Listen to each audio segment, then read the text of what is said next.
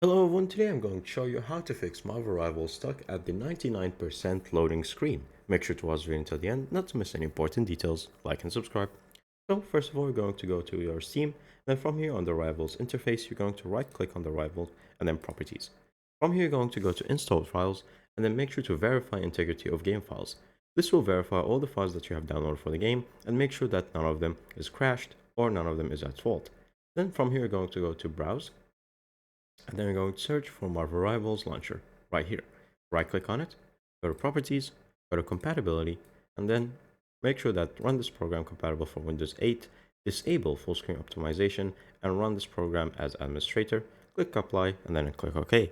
Now for the final step, we would like to disable our Windows Defender for that program. So we're going to search for Windows Defender, as you can see right here. And then from here it says inbound and outbound rules. Go to inbound, go to new rule, go to program, next, and then program path. You're going to go back to your Steam, going to right click, properties, then go to install folders, browse.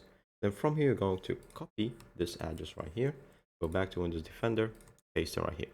Next, and then next, then next, and then name it, I don't know, Rivals, and then finish, and then OK. And that's pretty much it. Thank you guys for watching. See you next time. Bye bye.